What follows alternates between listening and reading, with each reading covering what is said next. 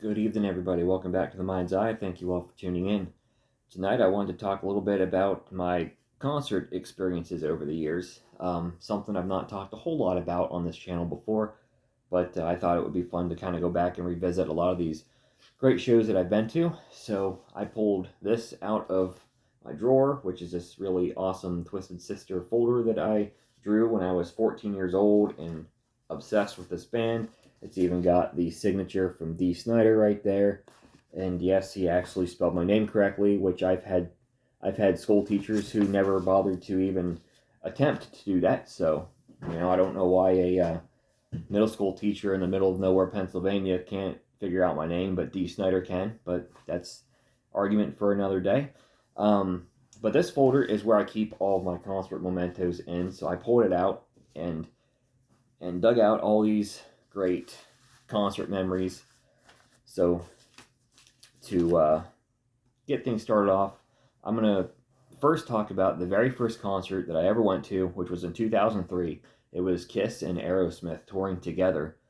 And there's just something fitting about having the first two bands that ever got me into rock music being the first two concerts that I ever saw on the same night. It was pretty incredible.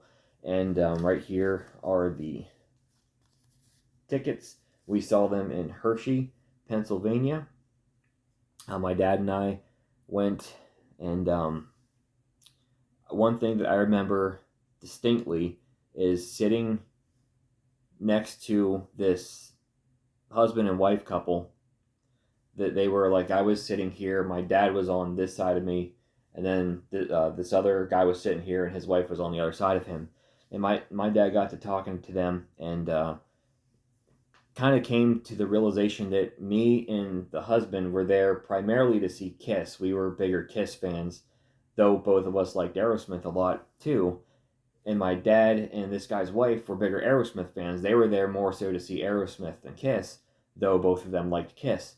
But I remember them talking about that before the show, and then the show starts. Saliva opens up. Never heard of Saliva before. I'm not really a big Saliva fan, but I do gotta admit, I think Josie Scott can write some pretty catchy tunes that every now and then. But they were a good way to start the show. They were very energetic. They came out on fire and really set the stage well for Kiss and Aerosmith. Kiss, of course, came on first, which I thought was kind of odd when it happened, but in retrospect, now I guess Steven Tyler's, or I think it was Gene Simmons actually is the one that came out and said that Steven Tyler insisted that Aerosmith go on last, which was fine with Kiss, and in my opinion, was a huge mistake for Aerosmith because Kiss came out and put on a great show. This is back. Paul Stanley still sounded fantastic. Um, they were they had Peter Criss on this tour. They had Tommy Thayer on guitar, which would have been cool if it would have been Ace. But I would rather see Kiss with Tommy Thayer than to never have seen Kiss at all, if I'm being perfectly honest. But it was a great show. Um, every bit, I can't compare it to the 70s. I can't compare it to the reunion tours or anything like that. But it was a great show from my vantage point of a 13-year-old kid attending his first concert. My socks were knocked off. And then there was an intermission, and then Aerosmith comes on the stage, and they were fine. I mean, they weren't Kiss. They should have gone on first. I probably would have liked it more, and it probably would have been more memorable had Aerosmith gone on first. But after the show that Kiss put on, Aerosmith just couldn't follow it. And Kiss, to me, is a great live band. They're one of my favorite live bands. As much as I love Aerosmith, I totally prefer them in the studio. I don't really think many of their live albums are that great. I mean, Live Bootleg had some fun stuff on it, but any of their other live albums have never done anything for me. Kind of like watching them live on YouTube. I don't do it that much. It's all right, but Kiss is the better live band in my opinion. It was still a great concert. I don't want to rag on Aerosmith. I still remember enjoying Aerosmith. Especially they closed with Toys in the Attic, which is a song I didn't really expect to hear, but was super pumped when they played it because I've always loved that track. I also remember when they sort of took a little bit of a brief intermission and played a few new songs off of Honkin' on Bobo. They sort of put like a kind of like a jazz lounge or like a jazz lounge kind of a setup, like a some sort of bar that you'd expect to go in and hear the blues, which fits because Honkin' on Bobo is a bunch of blues covers. And they played a couple of songs. I remember Joe took over the microphone for Stop Messing Around, which was cool. So, I mean, I enjoyed it, but Kiss should have definitely closed that show. So, the next concert that I went to see, and I do not know why, but I do not have the tickets, and it's like one of the only ones here that I don't have the tickets for. I don't know what happened to them, but in 2004, I saw Van Halen with Sammy Hagar. I was pumped because you got to figure I discovered Van Halen in 2003, and at this point, Van Halen hadn't really been active since 99, 2000, whenever the tour with Gary Cherone ended, and Eddie was battling tongue cancer, and I mean at that point it kind of seemed like Van Halen was never going to do anything again, but they reunited with Sammy Hagar, and the very second show came same place I saw Kiss and Aerosmith, Hershey Center in Pennsylvania. So we got tickets to go see Van Halen, and I've heard reviews from this tour and this specific show that were not very favorable, but for a 14-year-old kid, I was just happy to be there and watch Van Halen play. So just a bad night for Van Halen, so other people say. For me, who had never seen Van Halen before, was still a great night and a fun experience and a fun show. It's still, to me, always sounds wonky whenever Sammy comes out and starts singing Jump, and they open with that. I just cannot get used to that. As much as Sammy brags that Dave couldn't sing his songs, I just don't think he can pull off Jump. Of any of David Lee Roth's songs that he tries to sing, Jump is the one that just does not sound right to me. But they played plenty of other great songs. They played all of the new songs from the Best of Both Worlds Greatest Hits album that come out roughly around that same time, and I swear they all sounded better live, because when I heard them in the studio for the first time, I thought they were not that good. But live, especially Learning to See, I thought was going to be like a really great song. But the one thing they didn't play much, I don't think they played anything from Balance, which was kind of a letdown because I've always been a big Balance fan. But I love, probably my favorite part of the concert might have been when Michael Anthony took over the vocals and sang Somebody Get Me Doctor. That was really cool to hear that song and to hear Mike singing it. Awesome. Just a couple months later, I got tickets to see Twisted Sister in Jim Thorpe, which is only about 2.5 hours away from here. And I was, at this point in time, this is August 14th, 2004. I am a huge, huge Twisted Sister fan at this point. They are far and away my favorite band. I posted a video a long time ago, well, not a long time ago, but a while ago, talking about this concert experience when I kind of went on a kick and I posted a bunch of Twisted Sister related videos at once. If I remember to do it, I will link that in the comment below so I don't spend too much time repeating everything that I said for that one. But right there are the Twisted Sister tickets. I definitely still got those. Yeah, I don't want to... This is already going to be a long video, I can tell, so I don't want to spend too much time repeating myself, so I will find the video that I talked about this concert and link it below. The next concert that I went to see was 3 years later. I got tickets for Christmas to see Breaking Benjamin in State College. And Breaking Benjamin, they were not the headliners. Nickelback were the headliners, 3 Days Grace were the openers, and Breaking Benjamin was sort of the middle band. Though 3 Days Grace and Nickelback, I knew them, I wasn't really into them. So I decided to get a CD from each of them just to try to get into them and, you know, kind of gear up for the concert, though I was mostly going to see Breaking Benjamin. I never really did become a huge 3 Days Grace guy. They got some okay stuff. I think 1X is a pretty good album. Nickelback, on the other hand, again, everyone likes to make fun of Nickelback. I don't think they're as bad as most people make them out to be. I also don't think they're as good as a lot of other people make them out to be. I think they're they got some good stuff, and I'll talk about them more here in a second. But 3 Days Grace came out, and they opened up the show fairly well. Breaking Benjamin come on, and this is like the part of the show I was most looking forward to. And I gotta say, like, they came out feeling kind of flat. There just wasn't a lot of energy. They opened up with Polyamorous, which is one of my favorite Breaking Benjamin songs. Certainly back then when they only had 3 albums, it was definitely one of my favorite Breaking Benjamin tracks.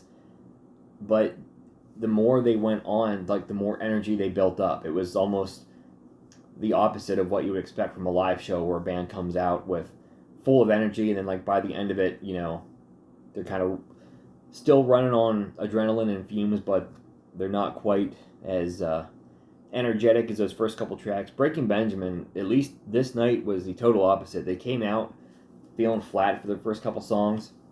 By the time they got to the end of their set, they were killing it, and I was sad to see them go off when they did, because I feel like they should have kept going, because they were on point whenever they went off stage, and that's one of the things I remember most about that.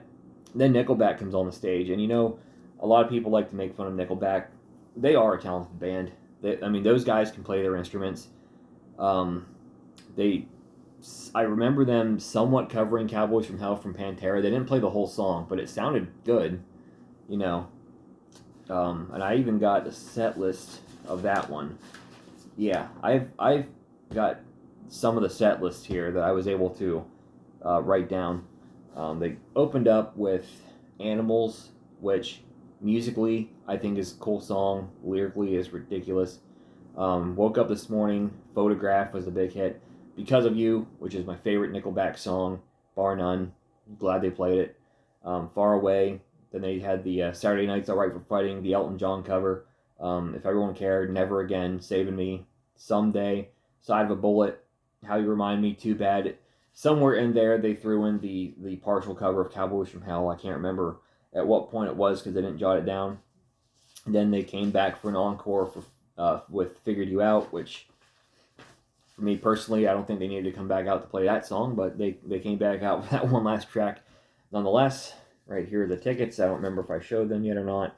All in all, fun concert. Nickelback, to me, I like some of their older stuff. Silver Side Up. I think The Long Road has some good stuff. It's got my favorite song, Because of You. After that, they start getting, their hit songs are pretty irritating, but they usually got a couple tracks on each album I think are pretty cool. So, for as divisive of a band as Nickelback is, I don't think they're as bad as their reputation. Though, I don't think they're as incredible as their fan base makes them out to be. So the next 4 concerts that I went to were all the Goo Goo Dolls, and all within a year of each other. Right here I have a stub from my first Goo Goo Dolls concert in Wilkes-Barre. That was April 11th in 2010. We then went and saw the Goo Goo Dolls in October 2010 in State College. Here we have April 8th of 2011 at Bucknell University. My wife and I went to see Goo Goo Dolls for the 3rd time. And the 4th one was 2 days after that, right in my hometown. The only concert I've ever actually seen in my hometown, Goo Goo Dolls playing at the local college. And I want to talk about the 2 better concerts first. That would be the one from Wilkes-Barre and the one from my hometown. So the 1st and 4th Goo Goo Dolls shows I saw. I don't know that anyone who isn't a huge fan of the Goo Goo Dolls would necessarily think they're this incredibly fun live band, but they really are. When they're on and Johnny's on his game, I love the way he always interacts with the crowd. Their songs, they play their songs, they perform them extremely well. The shows flow nicely. I always love how Robbie gets to interject his songs every now and then. I always look forward to that part. And I do have the set list from the longest Goo Goo Dolls show, which was the one in Wilkes-Barre. They opened up with The Sweetest Lie, which was off of Something for the Rest of Us, which hadn't yet been released at that point. Big Machine, Slide, which is probably my favorite Goo Goo Dolls song, Dizzy, Here Is Gone, Then Robbie comes out with another second time around in Smash.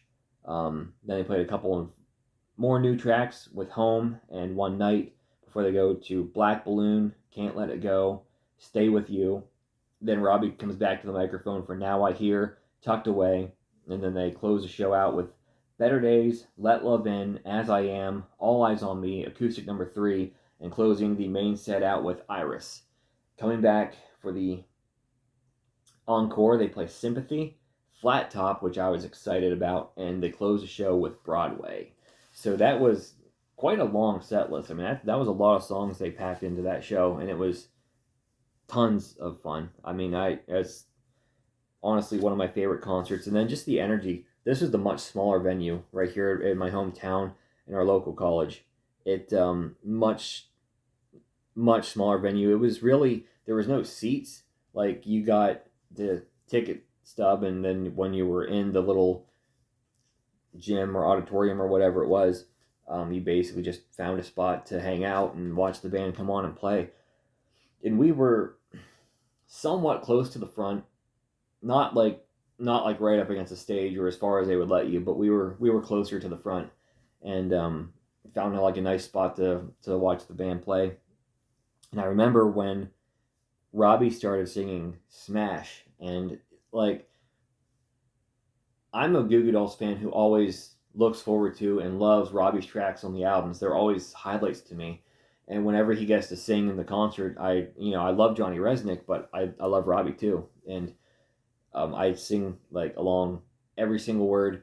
And there is a point where Johnny looks at us, and I'm pretty sure he was pointing at us. He was definitely pointing in our direction. And I don't know how many people around me in this, most of these people are just college kids there for a concert, which was free to anybody who actually attended the university at the time. So I don't believe they were diehard Goo Goo Doll fans. But I was there, and my wife was there. We were totally into the Robbie tracks because we are diehard Goo Goo Dolls fans. And then Johnny just kind of like points in our direction and smiles. And because I think it's because like he probably looks out amongst the crowd and spots somebody who is so into like the deep cuts that like they are definitely Goo Goo Doll fans. They are definitely diehards. So that was pretty cool. The two lesser shows, still good shows though, at Bucknell University and the State College. I remember the one at State College. Johnny just did not seem like he was in a good mood at all. Like, he didn't really hardly talk to the crowd much. Lewisburg was fine. I don't know. I don't really have. That's the least memorable of the four shows to me. But all in all, enjoyed every single one of those concerts. The Goo Goo Dolls. So a year later in 2012, we get tickets to see Toad the Wet Sprocket at Tussey Mountain. This was a great concert, a great vibe, because it was very much that fourth Goo Goo Dolls concert. There weren't like seats. You basically showed up to a field and you brought your own lawn chairs or beach towels or whatever, and sat out on the grass, found your spot, and waited for the band to come on like it was like it was some sort of big music festival, but it wasn't, because in 2012, I don't think Toad the Wet Sprocket's headlining a ginormous music festival in the middle of Pennsylvania, but that was the feel, and it totally fits with Toad the Wet Sprocket's sound, because they have a very laid-back style to their music, and it was so fitting and so perfect. And they put on a great show. I was just really getting into Toad the Wet Sprocket at the time. I didn't have maybe two of their albums, but they played a lot of stuff that I then recognized when I finally bought the albums, like Is It For Me off of Fear. Come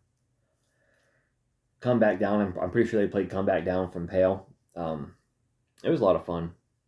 And one of the standout memories for me for this concert was when Glenn Phillips mentioned on stage, he said, "How long's it been since we've been here in State College?" And someone in the crowd shouts, 95, and Glenn Phillips says, 95, oh my gosh, we're assholes.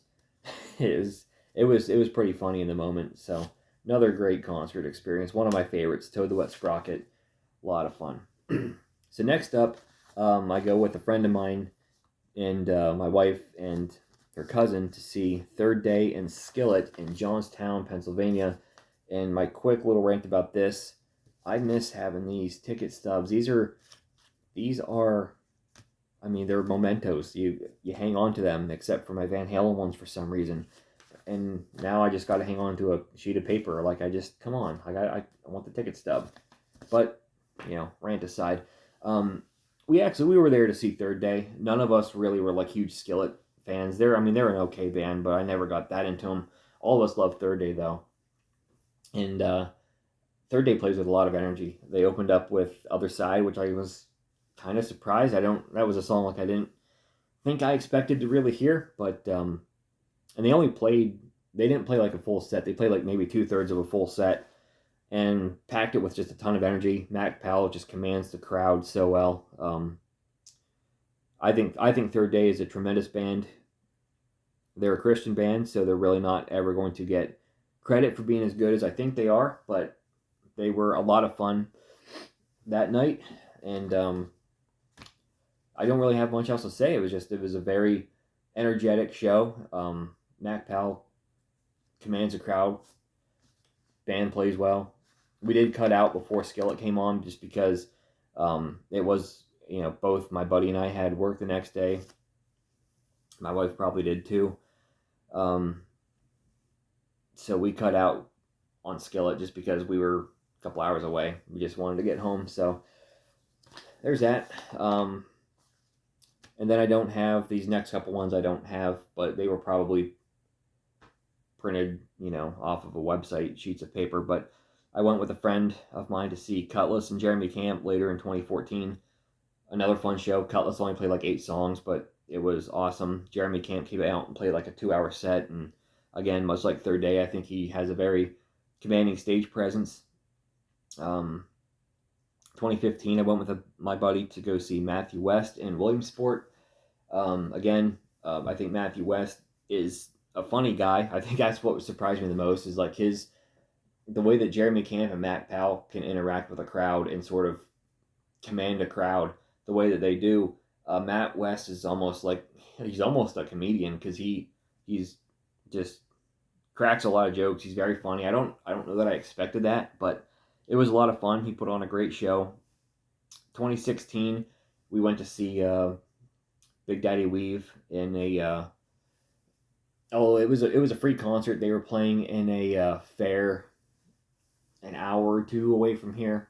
We made the trip down with my buddy and his at the time wife, and it was a free concert. You can't complain. It was the only thing that I was kind of disappointed on is that they only played songs off of like their 2 recent albums at the time, and there were a lot of older tracks I would have loved to hear. But free concert's a free concert. I'm not going to complain too much.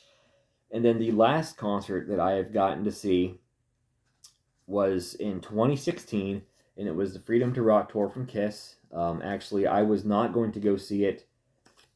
For one, I didn't really at the time have the money for it, but B, I had seen Kiss. I knew that Paul Stanley couldn't sing anymore, so I was going to pass on it and potentially save my money to go see somebody else or whatever.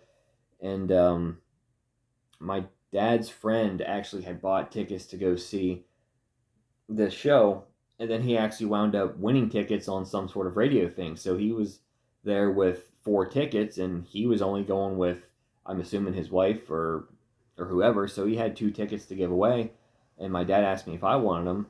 So to see Kiss for free, sure. I'm not going to pass that up.